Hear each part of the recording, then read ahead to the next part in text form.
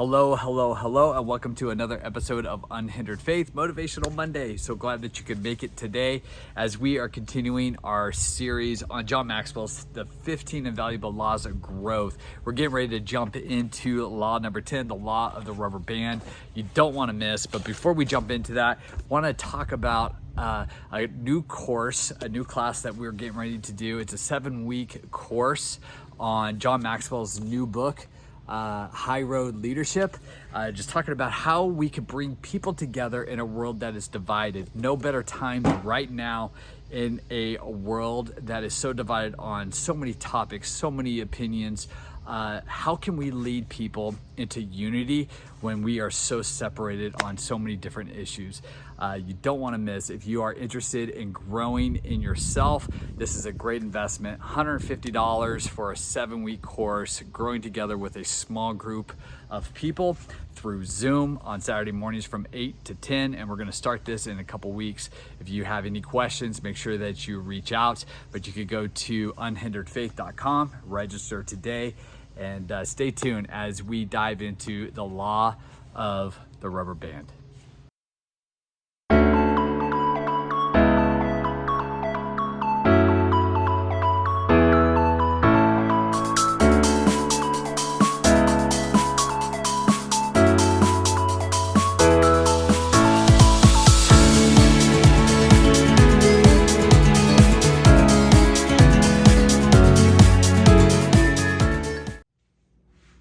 Let me start off by asking you this question. Are you flexible? In other words, are you like a rubber band that could stretch and form to what its job and task needs to be? I think about the law of the rubber band. I think about just physically, for me, the older I get, the less flexible I am. Physically, but also I think I get stuck in my ways. I get stuck to a place where I get comfortable, and if I don't continue to stretch myself, then eventually I'm gonna snap, because we are created to constantly grow. John Maxwell talks about this in the 10th law, in the 10th, which is the law of the rubber band. He says growth stops when you lose the tension between where you are and where you could be. Let me say that again. Growth stops when you lose the tension between where you are and where you could be. In other words, if we are not flexible, if we are not letting that tension continually to stretch us, we're going to eventually just stop growing. We're going to be content of where we're at. There's an unknown author that has said this, says, God's gift to us, potential. Our gift to God is developing it. Think about that. God's gift to us is potential. In other words, He created us to constantly evolve, constantly develop, constantly grow, constantly learn who God has created us to be. And our gift back to God and to our Creator is developing it. So think about, if we are not being intentional in developing in who God has created us to be, we're not giving back to God what He's given to us. So I think about a conversation that I just had with someone who just started a new business a few years ago. And they're in right now this tension of the business growing and evolving to a place where the tension is needing to possibly shift some things within the business to continue to run and run smoothly, which would change some of the focus and the vision of how it got started and developed. It doesn't mean that what was done was wrong. It just means that the tension of growth and the potential of growth is doing exactly what it's supposed to be. I think everything that has ever been started, dreamt of, has continuing to have tension and evolve into something that could be a better potential, a greater potential. And so imagine if we are just stuck in our ways, if we're just stuck in what we want to do constantly because we're comfortable in it, sooner or later it's going to snap and break. think about a rubber band. If you just leave a rubber band in its environment and not constantly move it, change it, use it, eventually it's gonna harden. It's going to just be stuck and mold to that particular shape and size. And so if you try, I don't know about you, if you've ever tried to pull an old rubber band, what does it do? It completely snaps. It breaks and then loses its tension. This whole chapter is about that. And I want to challenge you. Well, let me share just my own personal experience. I found myself when I was youth pastoring in Klamath Falls. We at one point had our youth ministry at about 150 kids, give or take, on week to week. We were feeding. I had an incredible friend of mine that ran a bus ministry for us, was bringing in 60 to 80 kids every week for our youth ministry. And we found ourselves at that point of 150 kids. We got the students in. That was my heart's desire.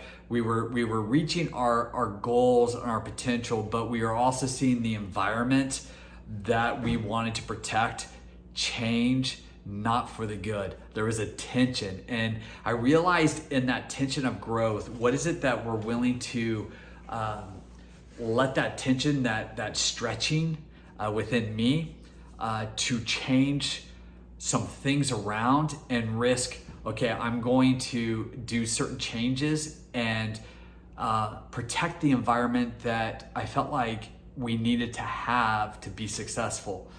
And we went from 150 kids within a few weeks down to about 60.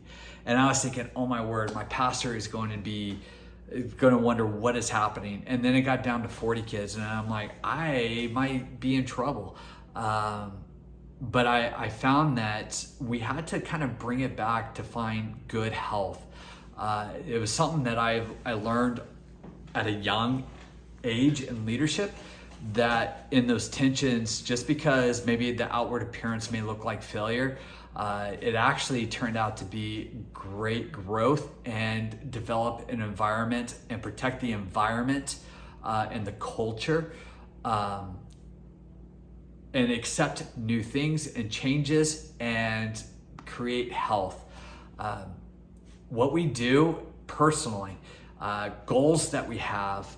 Let me challenge you with this question in looking at yourself in the mirror, right? Law of the mirror is this, law of reflection. Think about this. What is it, a goal or something that you're just not living up to its potential? And ask yourself why. Is it because you're not stretching enough and maybe you're content in that particular situation, whatever it is? It could be ministry, it could be career, it could be your relationship, it could be finances. Maybe you're just doing the same thing over and over and over again and getting the same results. I want to challenge you. Think about one thing that you feel like, I'm just not living to my potential, and ask yourself, why? Create some of that tension. Remember, God created you, is giving you potential, and your gift back to God is to develop it. So what's the potential in that one thing? And then start developing it. If it's in a career or business, who is it that you can reach out to and learn from? Who is ahead of the class of you in that particular thing? If it's finances, find somebody who's successful with their finances. If it's relationship, find somebody. If it's in marriage, maybe you and your spouse need to find a married couple that you look up to and just lean into that.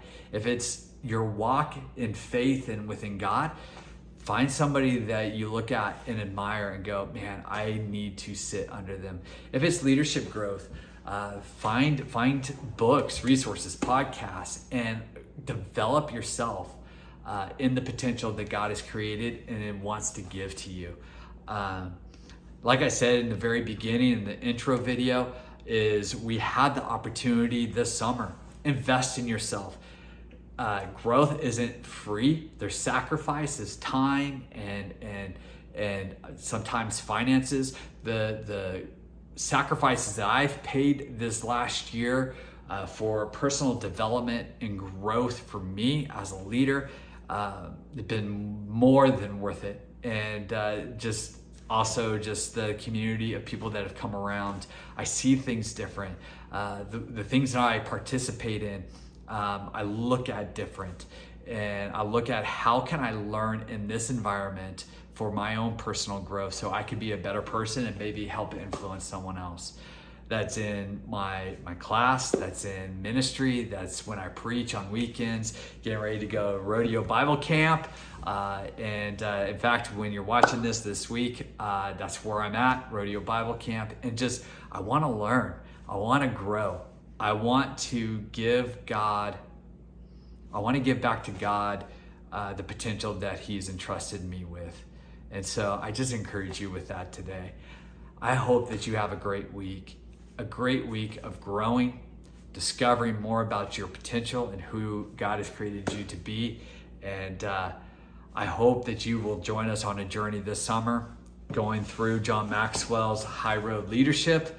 And you could register on our website at unhinderedfaith.com. Outside of that, love you. Thank you for joining us on this journey of discovering unhindered faith, and have a blessed Motivational Monday.